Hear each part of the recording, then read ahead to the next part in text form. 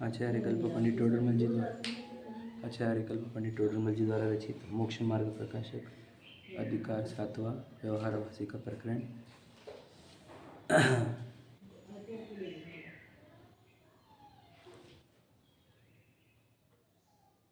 मिथ्यात्व बेरी का अंश भी बुरा है, यही 7वां अधिकार का सार है। मतलब मिथ्यात्व उल्टी मान्यता यही संसार के मुख्य कारण है, संसार वृद्धि का। यही कर्म की सेना का सेनापति। उल्टी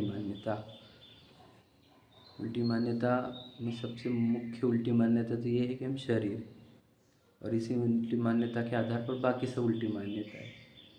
स्वयं को भूलना, जब स्वयं को शरीर मानते हैं तो शरीर संबंधी राग स्वभाव हो जाता है, स्वभाव लगने लग जाता है कि खाओ पियो घूमो ऐश करो, है ना, प्रसिद्ध हो, पद चाहिए, ये तो ऐसा स्वाभाविक लगने लग जाता है, बराबर नेचुरल। अब जो स्वयं को पहचानते कि मैं चेतन हूँ, प्रतिभासना मेरा स्वभाव है, जो हो रहा है उसको प्रतिभास हो, ये पता चलने पर राग दुखदाई है, आकुलता रूप है। तो मैं चेतन हूँ, चेतना मेरा स्वभाव है, राग मेरा विभाव है। ऐसा अगर मान्यता होगी तो कहेंगे मिथ्या तो बेरी का अंश बुरा है, मतलब अंश भी नष्ट हुआ। अब ये व्यवहाराभासी के प्रकरण चल रहा है, इसमें दिक्कत क्या है? तो कहते हैं अब इसमें अंश है ऐसा मिथ्यात्व का। तो कैसा अंश है? तो ये तो समझ गया कि कुदे कुगुरु को धर्म से हमारा कुछ भला होगा, ये तो वो समझ चुका, मतलब कि इससे हमारा कुछ भला नहीं होने वाला है, वो समझ चुका है ना। और जिन इंद्र भगवान के पास, जिन वाणी के पास, जिन धर्म के पास आया है, समझ रहे। अब यहाँ आया तो उसको पता चले कि इनकी देव पूजा, गुरु उपासना, स्वाध्याय, संयम, तब दान करो, अणुव्रत लो, महाव्रत लो। तब इसने ये मानने लग गया कि पंच परमेष्टि, व्रत, दान, तप वगैरह जो है, ये इससे ही मेरा भला होगा, समझे। तो फिर अब क्या रहा? अब मिथ्या तो बेरी का अंश ये ही है कि ये इनमें लगना भी राग रूप होता है, इससे भी हमारा भला नहीं होता। हमारा भला किससे होता है? पर द्रव्यों से हमारा भला होता ही नहीं, समझ रहे कि नहीं। पर द्रव्य से हमारा भला होता नहीं, क्योंकि एक द्रव्य से द्रव्य का अच्छा और बुरा कर ही नहीं सकता। तो हमारा अच्छा बुरा होगा अपने से, समझे कि नहीं। तो स्वद्रव्य में, अपने ही द्रव्य में रहना, यानी चेतना रूप रहना, ये धर्म है, और पर द्रव्य का राग जो है वो अधर्म है। ये सूक्ष्मता वो नहीं पकड़ पाया, इसलिए वो अनंत संसार भटकता है।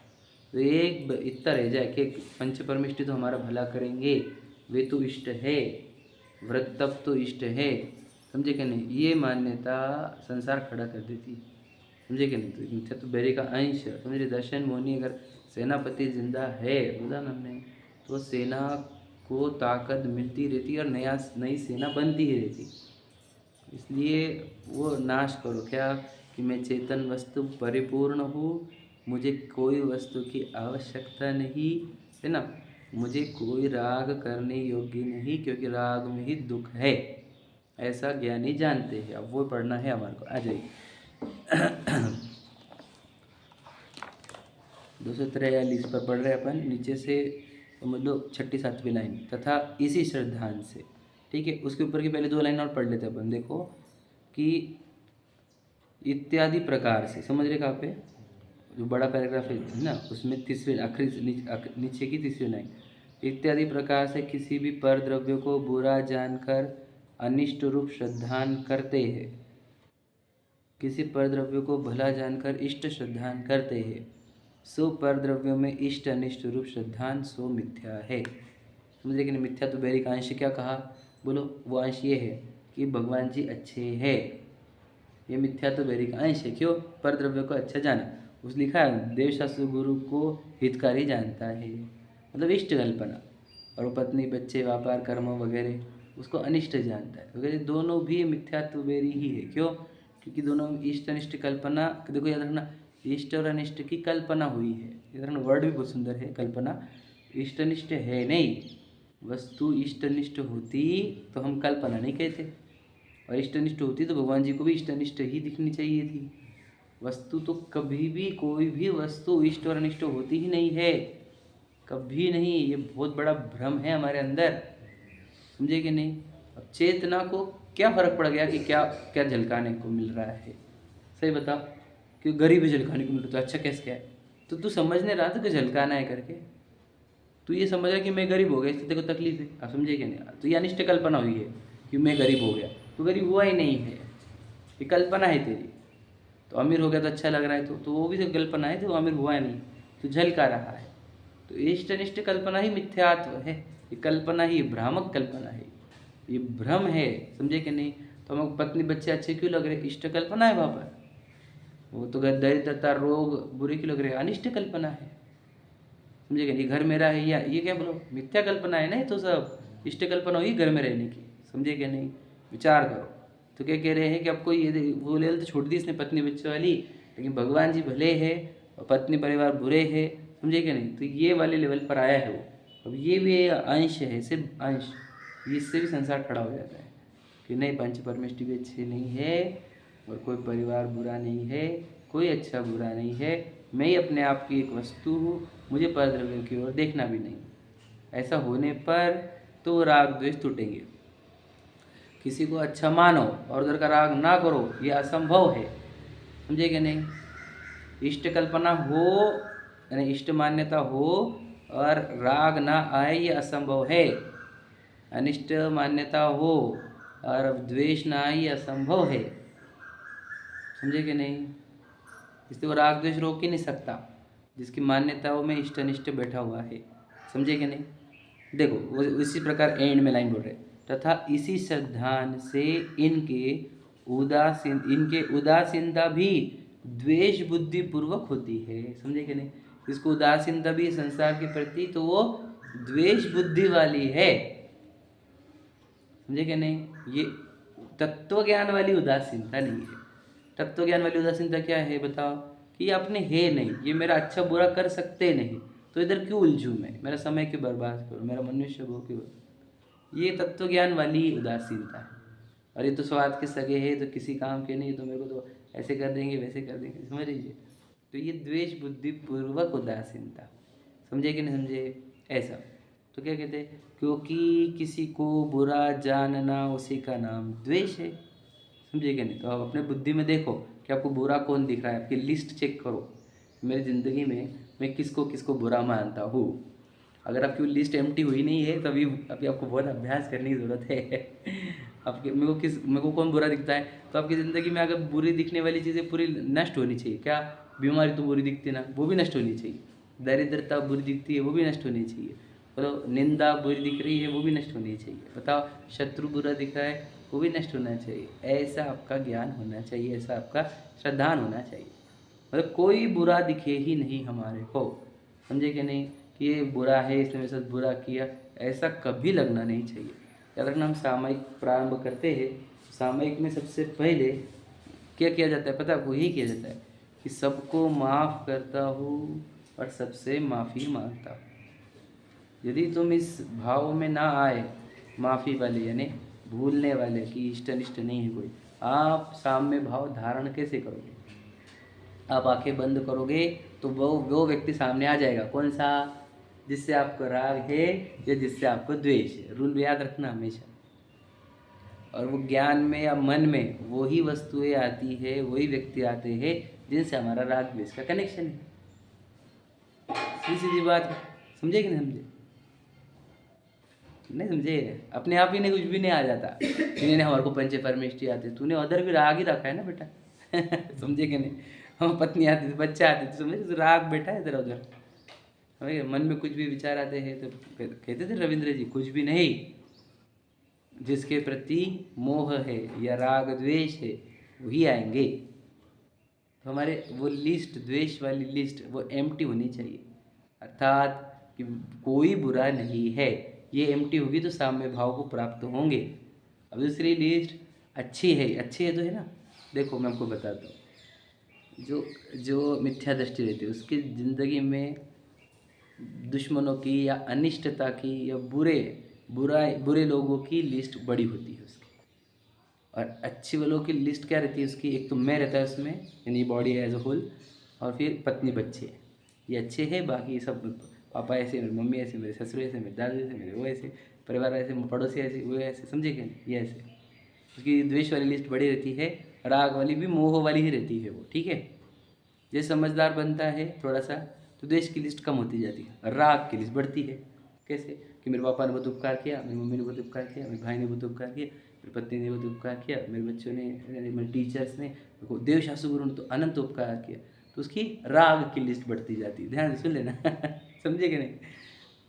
तो ये जैसे मैच्योरिटी बढ़ने पर राग की लिस्ट बढ़ती है, समझे कि नहीं। और मैच्योरिटी कम होने पर द्वेष की लिस्ट बढ़ती है, समझे कि नहीं।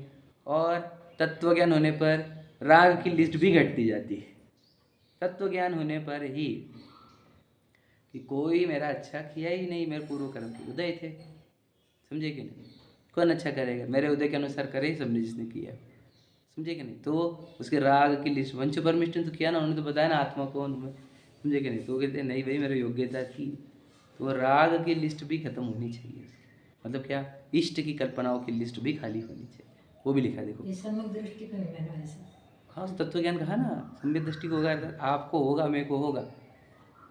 हमारी दृष्टि सम्यक होगी तो हमारे को होगा। तो सम्यक दृष्टि कोई व्यक्ति का नाम नहीं है, आपकी ही श्रद्धा गुण। जब ये बोलेगा कोई अच्छा बुरा नहीं, तो वो ही श्रद्धा गुण का पर्याय को हम सम्यक दृष्टि नाम देंगे, समझे कि नहीं। आपकी अभी की श्रद्धा बोल सकती, क्या बात है। सम्यक दृष्टि को थर्ड पर्सन मत पकड़ना, वो हम, हमारी ही ज्ञान, हमारी श्रद्धा गुण की पर्याय, वही सम्यक दृष्टि बनती है और वही मिथ्या दृष्टि बनती है, समझे क्या नहीं। कोई व्यक्ति को हाँ, आप भूमिका ऊँची उठाओ ना, हो गए ना, अच्छे हो गए ना, अच्छे लग रहे ना वो, तो बढ़िया काम हो गया। अब ये भी छोड़ो, वो अच्छे नहीं है, इधर अच्छा है मैंने कल बात बताई थी, 5 परमेष्टि कहना ये व्यवहार है। परमेष्टि एक ही होता है, वो चेतन वस्तु, समझे क्या नहीं। मैं एक चेतन वस्तु हूँ, यही ओनली परमेष्टि है। क्यों, मेरे लिए इष्ट और कोई है ही नहीं, बताओ, समझे क्या नहीं। मुझे ज्ञान चाहिए, कहाँ से आएगा, अंदर से। सुख चाहिए, कहाँ से आएगा, अंदर से। अब बताओ कौन इष्ट है मेरे लिए। मुझे 2 ही चीज़ें रिक्वायरमेंट रहती है, ज्ञान और असुख। वैसे देखा जाए तो मुख्यतः से सुख और दूसरा ज्ञान, समझे कि नहीं। तो ये आती कहाँ से है बताओ, कौन देता है। हाँ, अंदर से आ रहा है ना। फिर कहाँ है इष्ट हमारा, अंदर ही है। अब समझ रहे ना, इष्ट तो हमारा एक ही जगह है, एक ही है, 5 नहीं है, समझे कि नहीं। वो व्यवहार कथन है, हम ये नहीं नकारते नहीं इसको। जब तक अपना पूरा इष्ट का ग्रहण नहीं होता तो 5 परमिष्टि के शरण में रहते हैं हम, चत्तारि शरणम पवज्जामि, समझे कि नहीं। पर उनसे भी वही विद्या सीखते हैं, समझे कि नहीं। हमने सुना ना अभी कि हम समूह शरण में गए हुए जीव भी भगवान जी का लक्ष्य छोड़ते हैं, तब केवल ज्ञान को प्राप्त होते, समूह शरण से बाहर हो जाते। अभी गज कुमार की स्टोरी सुन के आया, विवेक सागर जी से गज कुमार नेमिनाथ जी के चचेरे भाई थे बोले। अब वो समूह शरण में सुन रहे अब चले गए समूह शरण छोड़ के, और आत्म ध्यान किया तो वो सेगड़ी रखी और वो केवल ज्ञान भी हो गया। अब समूह शरण छोड़ के कैसे किया गया तुम, हाउ डे यू समझ रहे कि नहीं? कैसी जरूरत कैसी की आपने समूह शरण को छोड़ के जाए भैया, उससे ऊंचा काम करने के लिए जा रहे हैं हम समझे क्या नहीं। तो क्या कहना है, तो अगर वो सुनते रहेंगे अपन, समझे कि नहीं। और उन्होंने एग्जाम्पल दिया कि वो जब तक गौतम भगवान महावीर थे तो गौतम गणधर को केवल ज्ञान नहीं हुआ, समझे कि नहीं। क्यों नहीं हुआ, क्योंकि वो राग था ना भगवान महावीर का, समझे। निर्वाण हो गया तो उसी दिन शाम को केवल गया, तो तुम हो गया हमारा विकल्प मुक्ति, तो एक ध्यान के हो गए। आप समझ लेना, पकड़ के बैठोगे तुम एक आधे व्यक्ति को, ये समझ रहे कि राग नहीं होगा तो अब यहाँ तक आगे ना, आप भगवान जी तक भाग उठो, आगे बढ़ो, स्वयं करो। कहाँ से आता है, भगवान जी क्या बता रहे ये बताओ। चलो भगवान जी अच्छे लगे ना, तो भगवान जी अच्छे लगे, भगवान जी का मैसेज अच्छा लगा, ये बताओ पहले। मैसेज अच्छा है, मैसेज क्या है, अंदर देखो, बस खत्म, समझे क्या। अच्छा लगना बोले तो यही होना चाहिए क्या, कि उनकी वाणी अच्छी लगनी चाहिए। उनकी वाणी में क्या बोला गया है कि मैं स्वयं भगवान हूँ। हम अपने अपने अपने पूरे जो जो चाहिए अपने वो सब अपने अंदर है। उनकी प्रतिमा भी वही बता रही है, उनकी वाणी भी वही बता रही है, और उनके अनुयायी जो मुनराज है वो भी यही बता रहे हैं कि अपने अंदर सब कुछ है। तो ये अच्छे लगना, हमको भगवान जी बहुत अच्छे लगते हैं और उनके उपदेश वो नहीं अच्छे लगते, ऐसा कोई अच्छा नहीं रहता है, समझे नहीं। बहुत से लोग ऐसे हैं जिन वाणी सुनने की उनको भगवान जी को बहुत भक्ति है, बहुत पूजा करते हैं, हम ये करते। बेटा देखो, अगर वाणी अच्छी लगती नहीं तो भगवान जी भी अच्छे नहीं लगते, पहली बात समझ लेते। भगवान जी अच्छे भी इसलिए क्योंकि उपदेश अच्छे हैं उनके, याद रखना। उनके उपदेश अच्छे ना होते, समझे कि नहीं, तो हम भी नहीं रहते उनके सामने, क्योंकि वाणी अच्छी है, समझे कि नहीं। तो उपदेश सुनो उनके। तो उपदेश क्या है उनका, अंतिम उपदेश क्या होता है, प्रतिमा में कोडेड है वो, ठीक है नहीं, कि ध्यान करो स्वयं का, बस खत्म। समझ में आया कि नहीं। तो भगवान जी अच्छे लगना ये मिडिल स्टेज है। अब भगवान जी की मैसेज के थ्रू अपना आत्मा अच्छा लगना, क्योंकि याद रखना, मैं आपको बता दूँ सीधी सीधी बात कि भगवान जी जो है ना, ध्यान से सुनना, बहुत इंपॉर्टेंट बात, कारण परमात्मा, कार्य परमात्मा है। कार्य परमात्मा मतलब क्या, वो भी समझ लो कि पर्याय में परमात्मापना प्रकट हुआ। कौन सी पर्याय में, समझो सभी समझो, तीनों चारों में, मुख्यतः से श्रद्धा ज्ञान चारित्र गुण में, या पूरे आत्मा के गुणों में परमात्मापना प्रकट, पर्याय प्रकट हुई भी। ध्यान सुन लेना, पर्याय को ही दूसरा नाम होता है कार्य। पर्याय का दूसरा नाम क्या है, कार्य, याद रखना, हमेशा याद रखना। पर्याय को जो बोलते हैं दशा अवस्था, उसका और एक नाम है कार्य, समझे कि नहीं। तो भगवान जी पर्याय में भगवान बने हैं, ध्यान से सुनना। तो कार्य परमात्मा, पर्याय में भगवान बने हैं, ध्यान समझ में आए। कार्य परमात्मा मतलब पर्याय में भगवान बने हैं वो, अपने लिए कारण परमात्मा है। नहीं नहीं नहीं, अरे गड़बड़ कर, इससे समझा रहा हूँ, ध्यान से लेना। भगवान जी कौन परमात्मा है, कारण परमात्मा है कि कार्य, कार्य परमात्मा है। याद रखना इस बात को, बहुत गहरी बात है ये, बहुत इंपॉर्टेंट बात है, समझ ही लो आज, और आज ही कनेक्ट ही कर लो इस बात को। क्या, भगवान जी कार्य पर मतलब क्या, जिनकी पर्याय में परमात्मा पना प्रकट हुआ, पर्याय में। अपने लिए बोल रहे हैं, बोल रहा हूँ, आपको ध्यान से सुन लेना पहले। भगवान जी को समझ में आया क्या, है कौन, वो जीव नाम की वस्तु है, बराबर, सॉरी, जीव नाम की वस्तु है। अब जीव नाम की वस्तु में पहले श्रद्धान गुण की पर्याय तो बोलती थी कि मैं शरीर हूँ, बहुत पहले की बात। फिर श्रद्धान सम्यक हो गया कि मैं चेतन भगवान आत्मा। फिर ज्ञान भी वैसा हो गया, फिर आचरण भी उन्होंने सीधा करते करते, है ना, श्रद्धा गुण की पर्याय सम्यक हो गई, ज्ञान गुण की पर्याय सम्यक हो गई, फिर चारित्र गुण की पर्याय भी सम्यक हो गई, स्वरूप में स्थिरता हो गई, है कि नहीं। तो पर्याय में क्या आया, केवल ज्ञान आया। पर्याय में क्या आया, समझ रहे कि नहीं, अनंत बनाया, अनंत चतुष्टय आया, बराबर है। अब ये क्या में आया, पर्याय में, बराबर है। तो ये पर्याय में ये बना आया कहाँ से, किसने दिया, मैं पूछता हूँ कि ये केवल ज्ञान दिया किसने, ये अरहंत दशा किसने दी, बोलो, कहाँ से आई। कार्य आता है तो कहाँ से आता है, कारण से आता है। तो कौन कारण है, कारण परमात्मा कौन है, कार्य परमात्मा हो गया ना वो तो कारण परमात्मा कौन है बताओ। वहाँ द्रव्य, बराबर, बिल्कुल सही बात है, करेक्ट बोले आप, द्रव्य, समझ में आया। तो द्रव्य क्या है, कारण परमात्मा, बराबर, उसमें से पर्याय ना वो, समझ में आया कि नहीं समझ में आया। तो आप कौन हो, बोलो, वही द्रव्य हो, वही कारण परमात्मा हो। अब समझ लीजिए बात, कारण परमात्मा, परमात्मा की महिमा आ रही, अरे वो कार्य परमात्मा है, कारण परमात्मा, याद रखना। चिंतामणि रत्न चाहिए, चिंतामणि रत्न से मिला हुआ महल चाहिए, बताइए दोनों में से क्या चाहिए आपको। चिंतामणि रत्न चाहिए कि चिंतामणि रत्न से उत्पन्न हुआ महल, सोने का महल, दोनों में से क्या चाहिए आपको। समझे कि नहीं समझे, नहीं समझे, नहीं समझा, नहीं प्रश्न समझा कि नहीं समझा, पहले नहीं समझा क्या प्रश्न। चिंतामणि रत्न है वो, चिंतामणि रत्न पता है, जिसको मांगे तो दे देता है चिंतन करने पर, बराबर है ना। तो उससे हमने क्या मांगा, सोने का महल, बराबर है। सोने का महल बन गया, बहुत बड़ा, ऐसा समझ लेना कि आज तक किसी का नहीं बना होगा। तो आपको पूछ रहे हैं हम कि चिंतामणि रत्न चाहिए कि सोने का महल चाहिए, इसको उत्तर दीजिए। चिंतामणि रत्न मिलेगा, क्यों, आपको क्या चाहिए।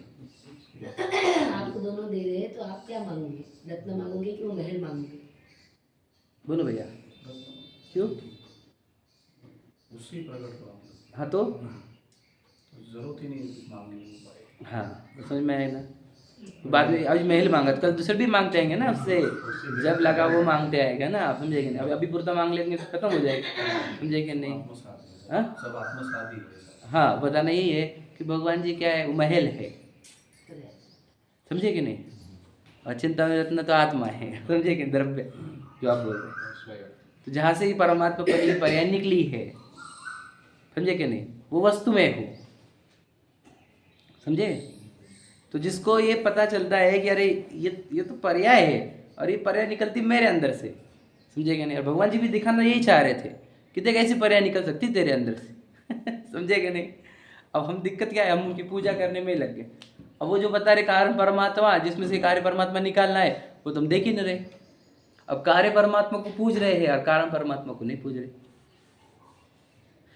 हे भव्य सुनो, भगवान दो तरह के होते जगती तल में, पहले रहते जिन मंदिर में, दूजे रहते तन मंदिर में। समझ रहे? पहले है पर, दूजे है निज, ऐसा कुछ है ना। पहले पर्याय रूप भगवान, दूजे है कारण रूप परमात्मा, जिसे कहते कारण परमात्मा, ऐसा है। समझे क्या नहीं? दो तरह के भगवान, बराबर है ना? सुना है कि नहीं? सुन लेना आप जाकर। सुना है, समझे क्यों नहीं? एक तो वही है यहाँ पे कारण, समझे? कारण परमात्मा यहाँ पर है। अब सोचो ये कारण परमात्मा बस भिखारी बन के परमात्मा के सामने खड़ा है, बहुत बुरा लगता है। समझे कि नहीं? भगवान जी दे दो, ये दे दो, वो दे दो। पहले विषयों को भोग मांग रहा है, मान के चलो, वो तो बहुत ही इमेच्योर्ड है। लेकिन बाद में वाला केवल ज्ञान दे दो, अनंत सुख दे दो, केवल वितरागी पर्याय दे दो। तो बेटा ये भी तो नहीं मांगना तुझे, वो भी नहीं मांगना तो ये भी नहीं मांगना। क्यों? जो जिसमें से आना है ये सब, वो तो तू तेरे अंदर ही है। समझे कि नहीं समझे? तो कहाँ करना है हमारे को? समझे कि नहीं? भगवान जी अच्छे लग रहे कि नहीं? अब अगली स्टेज क्या है हमारी? भगवान जी कैसे बने, कहाँ किस में से बने, कहाँ से आता है ये, बस उसको खोजो। समझे क्या नहीं? वो यहाँ पर है। याद रखना, हम बोलते ना कि रविंद्र जी की लाइन है कि समूह शरण में गए तो कितने लोगों ने क्या देखा? गार्डन वगैरह देखा, ठीक है। कितने लोगों ने क्या देखा? भगवान जी को देखा, बराबर है ना। अब भगवान जी किसको देख रही है देखो आप। समझे कि ना? समूह शरण में महिमा किसकी आनी चाहिए हमारे को? कि भगवान जी भी जिसकी ओर देख रहे हैं उसकी महिमा आनी चाहिए। हम अगर भगवान जी की महिमा आ रही, समझे कि समझे? अपने वो जो भगवान जी जिसको देख रहे हैं, जिसको देख देख कर उनकी दिव्य ध्वनि खिल रही है ना, जिसको देखने का उपदेश दिया जा रहा है दिव्य ध्वनि में से, हम उनको देखना छोड़कर, उस वस्तु को देखना छोड़कर भगवान जी को ही देखते रह रहे। समझे कि नहीं? बताओ वो प्रतिमा क्यों रहे वो पहाड़ की ओर मुख करके? सभी पद्मासन खड़गासन प्रतिमा क्या बता रही है? एक ही मैसेज है वो। समझे कि नहीं? अपने अंदर ही परमात्मा है। समझे कि नहीं? यार मैं ही परमात्मा हूँ, परमात्मा छू। समझे कि नहीं? ये नक्की कर, निर्णय कर, अनुभव कर। समझे कि नहीं? और हूँ मैं भूलने के होने का नहीं, मुझे होना नहीं, स्वयं हूँ। समझ रहे कि नहीं?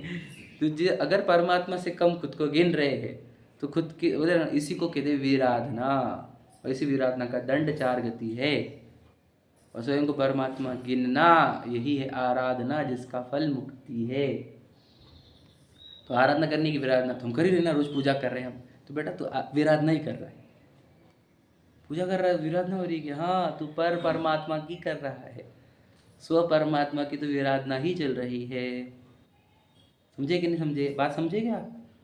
अभी वो कार्य परमात्मा, बराबर। फिर अपन भी अपना कार्य प्रकट कर सकते हैं अपन, कारण तो है जब अपने पास।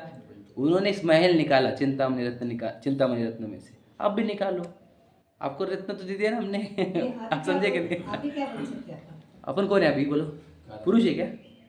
स्त्री है? द्रव्य ही, द्रव्य कौन सा है? जीव द्रव्य। द्रव्य। उसमें से क्या निकलता है? पर्याय निकलेगा। कौन सी?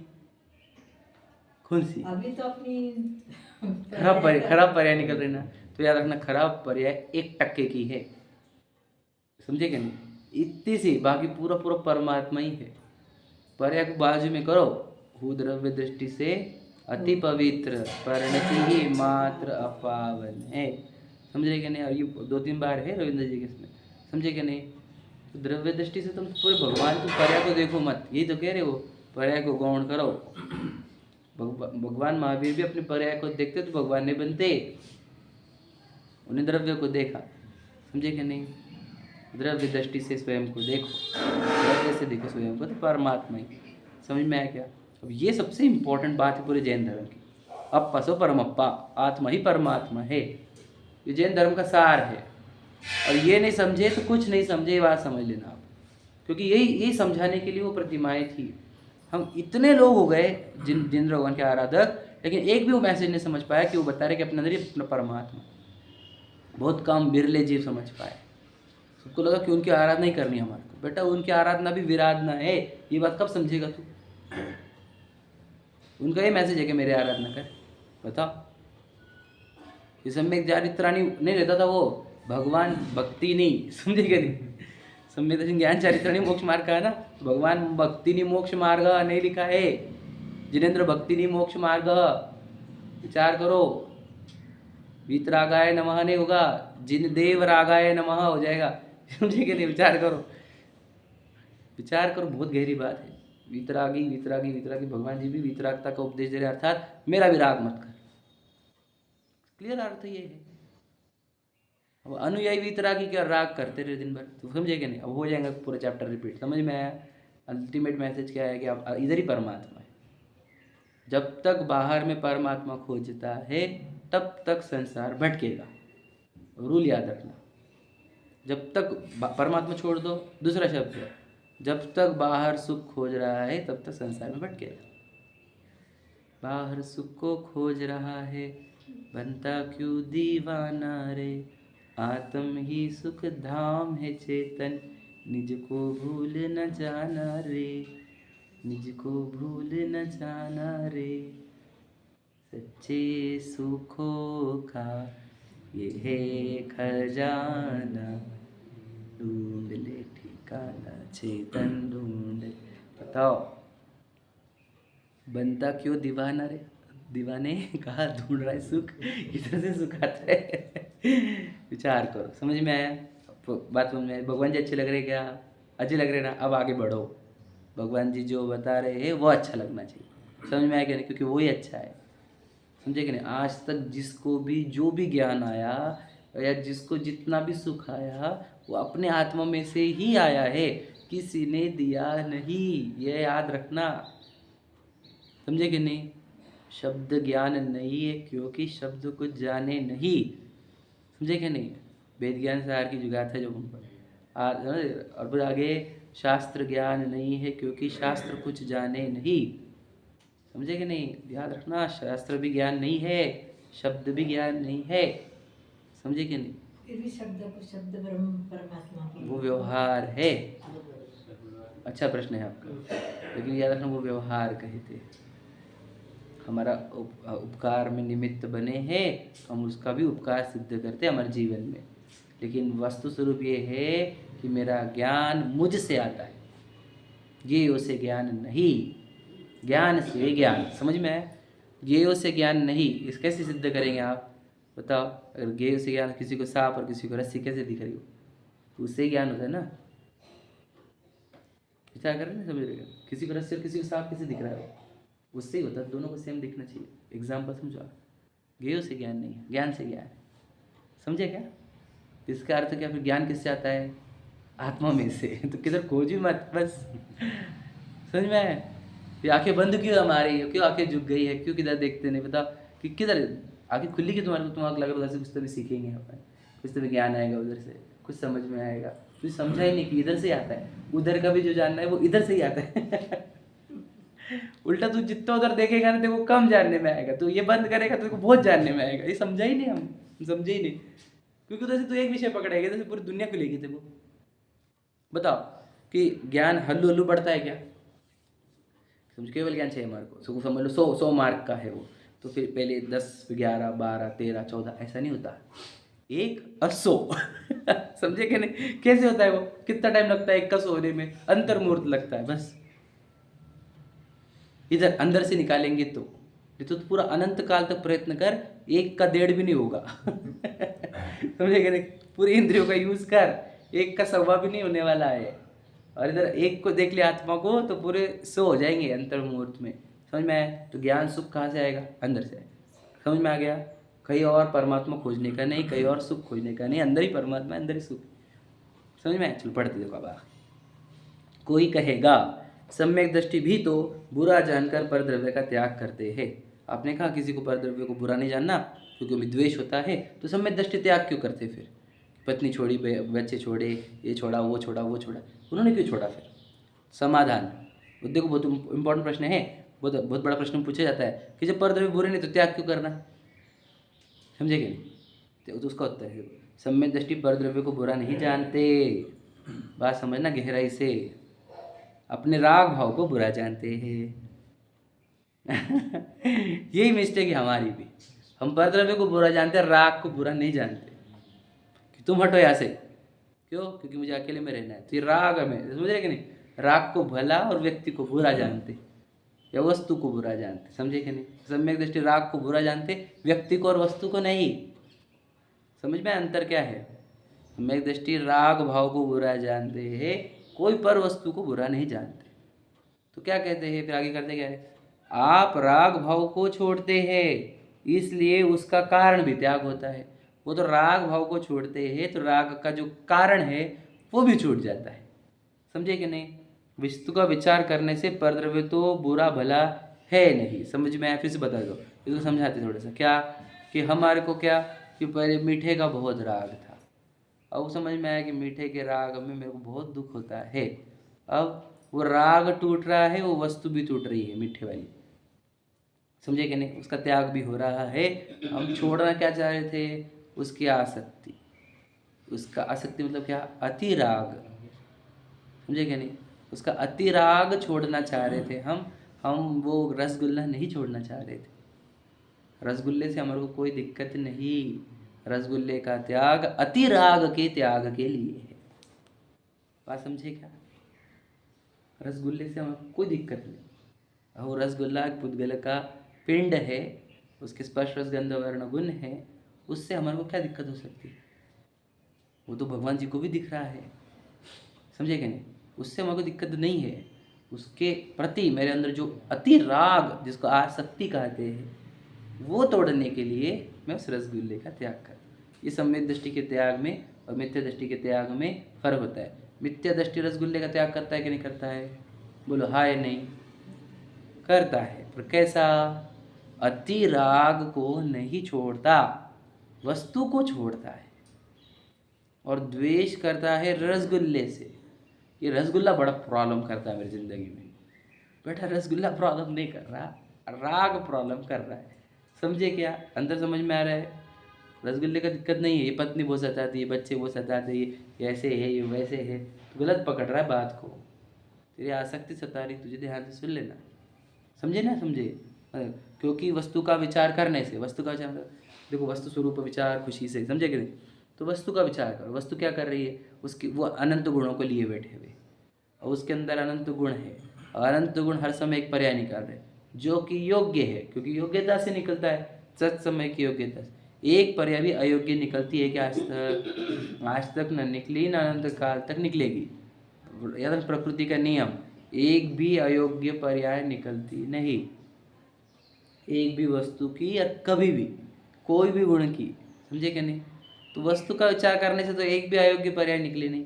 तुम अच्छा बुरा टैग लगाए कैसे? हाउ? समझे कि नहीं? तुमने अच्छे बुरे का टैग लगाया कि वस्तु स्वरूप का विचार। देखिए, वस्तु का विचार करने से कोई परद्रव्य तो बुरा भला है ही नहीं। आप उसको बोल रहे तो ऐसा क्यों कर रहा हो? बोलो मैं तो मेरा काम कर रहा, तो अच्छा बुरा तू क्यों समझ रहा? मुझे, मैं तो मेरा काम कर रहा हूँ। हम किसी भी लड़ने को चले जाओ, कोर्ट में लेके जाओ, तुम ये देखो ऐसे कर रहे, तो बोलते तू तेरा काम कर, वो उसका काम कर रहा है। विचार करो आप। समझे कि नहीं? वैसे वस्तु का विचार करने पर कोई अच्छा बुरा नहीं होता। बोलते और उसको बहुत सता रहा हमारे को, उसने हमारे पे ये कर दिया वो कर दिया, हमारी दुकान लूट ली, जला दी, ये कर दी, तो समझा ही नहीं। वो उसका काम कर रहा है। कौन सा? कर्मों ने दिया हुआ। गलत तो काम कर ही नहीं रहा वो। तुमने बुरा कैसे जाना उसको? मुझे बता, तेरे कर्म के उदय ना होते तो वो जलाने की जरूरत कर सकता क्या? उसको विचार तक नहीं आता था। समझे क्या नहीं? बुरा जाना कैसे तुमने, ये बता। बोलो, बोले लिखा ना कि मन खेद ना आनो, ये लिखा है ना, खेद भी नहीं आना चाहिए। क्योंकि बुरा हुआ ही नहीं है। बुरा गज कुमार जी सिर पे सीढ़ी रख दी, बुरा लगा क्या? बुरा लग जाता तो फिर रह जाते थे बेचारे। समझे कि नहीं? बुरा लगता ही नहीं, लगना ही नहीं चाहिए। समझे कि नहीं? अच्छे बुरे लगने के प्रसंग आना ये उपसर्ग होता है, ध्यान रखना। अच्छे बुरे लग जाना ये उपसर्ग हारना होता है, और अच्छे बुरे नहीं लगना ये उपसर्ग जीतना होता है। सीधी सीधी बात है। वो लाइन क्या है? बोलो, उस दिन की उपसर्ग परीक्षा जय के टाइम पे बताई थी एक लाइन कि अच्छे बुरे प्रसंग पर, ऐसा था ना वो लाइन, याद है क्या? अच्छे बुरे प्रसंग आने पर सुख दुख रूप नहीं होना ही उपसर्ग विजय है। याद है ना? उपसर्ग जय है। सुना है कि नहीं? तो वही दुखी हर्षित होना, दुखी होना, ये कर्म के फल को भोगना हुआ। समझे कि नहीं? हम आनंदित हुए या दुखी हुए, दोनों केस में हमने वो फल खा लिया है। कौन से? कर्मों का। आप सुखी और दुखी नहीं हुए तो कर्म खाए बिना रह गए, समझे कि नहीं? तो सुखी होना या दुखी होना अगर हो गया आप तो अपने कर्म के फल को खा लिया। समझ में आ रहा है क्या? तो यही वो कह रहे हैं कि वस्तु स्वरूप का विचार करने पर तो कोई भी अच्छा बुरा है नहीं। कोई कहेगा निमित्त मात्र तो है ना ये प्रश्न है ना कि अच्छे बुरे के निमित्त मात्र तो है कि नहीं?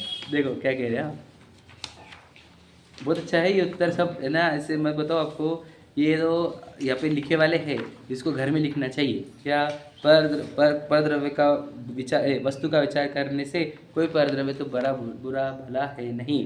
बहुत ज़रूरी है लाइन घर पे लिखने की और उत्तर भी देखो इसका क्या कि निमित्त तो है ना। चलो ठीक है बोल रहे, ठीक है हमारे को सुखी दुखी करने में निमित्त तो नहीं। उत्तर देखो क्या लिखा है, परद्रव्य कोई जबरन तो बिगाड़ता नहीं। पहली बात समझ लेना जबरन तो बिगाड़ता नहीं है, अपने भाव बिगड़े तब वह भी बाह्य निमित्त है। वो तो बिगाड़ता ही नहीं कुछ, अपने भाव बिगड़े तो हम कहेंगे उसके वजह से निमित्त तब कहा जाता है, समझे कि नहीं? अब मुझे बताओ मैंने भाव बिगाड़े नहीं तो मेरे भाव बिगाड़ने में निमित्त है कि नहीं? वो प्रश्न समझो बहन, मैंने भाव बिगाड़े नहीं तो मेरे भाव बिगाड़ने में निमित्त है क्या? नहीं, भाव बिगाड़े तो निमित्त है, समझे कि नहीं समझे? सिंपल बात है। उपादान में कार्य हो तो निमित्त होगा ना, उपादान में कार्य नहीं हो तो निमित्त भी कैसे आएगा? समझे कि नहीं? क्लियर बात है। तो कौन बिगाड़ता है भाव बताओ? सिचुएशन बिगाड़ दी क्या? व्यक्ति बिगाड़ता है क्या? हम बिगाड़ते हैं। कर्म का रोल इतना है कि वो ऐसी सिचुएशन खड़ी कर देगा जिसमें आप भाव बिगाड़ सकते हो। क्या उसने लेकर आ गया क्या एक आधी सिचुएशन जो आप पास लगा अरे वाह ये क्या हो गया तो तुमने भाव बिगाड़ लिया। कर्म situation is in the hands of karma, to react or not react it is in your hand. नहीं, reaction is not in, reaction को हम नहीं बोल सकते कि कर्मों ने कराई। Reaction it's your role whether to react or not, समझ रहे कि नहीं? But situation is not in your hand. Situation पूरी कर्म के ऊपर, रिएक्ट करना कि नहीं करना पूरा आपके ऊपर। यही कर्क से तो गुनाह होगी जब होगा वैसा। वो तो बात सही है, लेकिन हम ये नहीं बोलेंगे कि किसी ने तुम्हारे को जबरदस्ती कराया। अगर अभी तुम रिएक्ट किए हैं तो इसका दोष आपका ही है, हम किसी और को दोष देंगे ही नहीं, समझे कि नहीं? और आपको भी यही समझना होगा कि ये पे रिएक्शन जो आया है इसका जिम्मेदार मैं स्वयं हूँ। कोई कर्मों ने ज़बरदस्ती मुझे रिएक्ट करने को कहा नहीं कि करिश तो रिएक्ट, समझ रहे कि नहीं? बिल्कुल ही अपने हाथ में है। हाँ, उसी को पुरुषार्थ कहते हैं। पुरुषार्थ भी यही है क्योंकि आप रिएक्ट नहीं कर गए, वो पुरुषार्थ। रिएक्ट कर दी पुरुषार्थहीनता, समझे कि नहीं? हम सुन रहे थे रविंद्र जी का परसों, वही कह रहे सहन शक्ति बढ़ाओ सहनशीलता बढ़ाओ, समझे कि नहीं? जितना तुम सहनशीलता, तुमने रिएक्ट करके जो एग्जागरेट हुए परिणाम, समझे कि नहीं? जो उत्तेजित हुए हैं तुम, उत्तेजना, तो यही तुम्हारे पुरुषार्थ की कमी को दर्शाती है, समझे कि नहीं? उत्तेजित हुए क्यों तुम? क्यों? सहनशीलता बढ़ाओ, प्रतिदिन अभ्यास करो सहनशीलता। तो पावर, शक्ति, एक्चुअल में शक्ति अगर कोई हमारे को बढ़ानी है तो सहनशीलता वाली शक्ति ही बढ़ानी, और वो रियल एसेट है हमारे, वो ओरिजिनल एसेट, सहनशीलता, भेद ज्ञान, समझे कि नहीं? उसको पर देखना, ये इसी से सहनशीलता बढ़ती है। ये अभ्यास से, अभ्यास करो, चिंतन करो, डीप उतरो और सिचुएशन में तुरंत रिएक्ट मत करो, ध्यान से देखो क्या हो रहा है, समझ रहे कि नहीं? अब लगेगा बोलो इसको, इसने से बोला तो तुम भी आंसर देना चाहिए, 2 मिनट लगेगा कि टेंशन हो गया अब तो, अरे कितना बड़ा हो, तब तो कुछ नहीं, समझे? आलिस भाई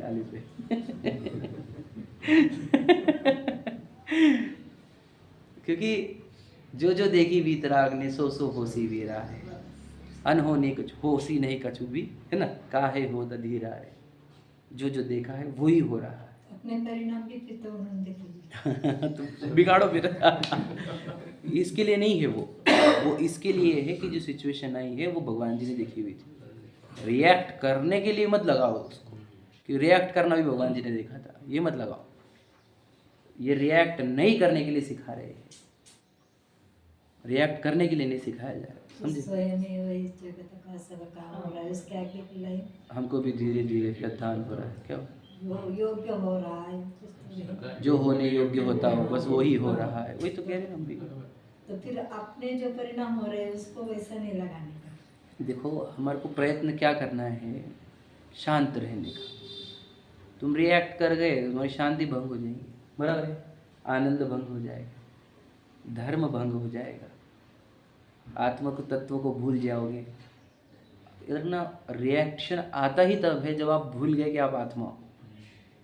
अगर आप आत्मा जानते थे तो आपको दिक्कत है, ज्ञान के सामने पिक्चर आया है इसको देख लो। अब भूल गए कि विशाल हूँ और विशाल के साथ कितना डेंजर हो गया, तो रिएक्शन स्टार्ट हो गया। समझे क्या नहीं? पुरुषार्थ क्या करना है, मैं चेतन हूँ चेतना को कोई प्रॉब्लम नहीं। तो ये जो रिएक्शन आया कहाँ से है? चेतना के विस्मरण से और चेतन भाव में टिक नहीं सकने से। समझे नहीं क्या? समझ में आया भैया? रिएक्शन तो देते ही देते, लेकिन धर्म बदनाम हो जाता कि तुम क्या करते बिल्कुल सही बात है, उन्होंने वही कहा है रविंद्र जी ने कि तुम्हारे उत्तेजना से प्रश्न तुम्हारे धर्म पे ही उठेंगे। समझे क्या नहीं? तुमने क्यों इतना बोला? बदनाम अकेला वो नहीं होगा, सामने वाला तुम बोलेंगे गलती उसकी थी, उसने उकसाया हमारे को। बदनाम अकेला वो नहीं होगा और उसके बोलने को कोई नाम भी रखता नहीं, क्योंकि वो तो है ही विचित्र। लेकिन तुम्हारे भी प्रश्न चिन्ह उठ जाएंगे, तुम इतना धर्म कर दे, तुमने क्यों रिएक्ट किया? समझे क्या नहीं? तो इसलिए वो तुम लड़े, तुम जीत गए, वो लड़ाई में, कंट्रोवर्सी में, इससे कोई, समझे क्या नहीं, वो कोई इंपॉर्टेंट नहीं है। तुम्हारा धर्म हार जाएगा। सहन कर लो ना, क्या फर्क पड़ गया? उदय था, तुम सहन कर लोगे तो नया बंधन नहीं होगा, रिएक्ट नहीं करोगे तो नया बंधन नहीं होगा, रिएक्ट करो तो बंधन हो जाएगा। दादा का वाक्य नहीं क्या? दादा, बड़े हाँ। दादा का वाक्य, छोटे दादा का, गोली का जवाब गाली से भी नहीं देंगे। बिल्कुल सही बात। इस सिद्धांत का अनुसरण करने वाले हम हैं। हाँ, गोली का जवाब गाली से भी नहीं। समझे क्या नहीं? बस ये बहुत अद्भुत अरे उपसर्ग, जितने उपसर्ग के प्रसंग बताए क्यों जाते हैं? इसीलिए बताए जाते हैं। तो इतना डेंजर ध्यान करके मनराज, उनकी क्या गलती बताओ ना? तो ध्यान करते हुए भी तुम सिगड़ी जला दे रहे हैं, अब हम क्या करें बताओ? तो शांति रहो बस। उपाय एक ही है, शांत चित्त हो, निर्विकल्प हो, आत्मन निज में मग्न रहो, व्यग्र न हो, शुद्ध न हो, चिदानंद रस सहज पियो। समझ में आया क्या? बस यही उपाय है, इसी से शांति मिलेगी। ठीक है, चलो पढ़ेंगे बाद में, समय हो गया। जा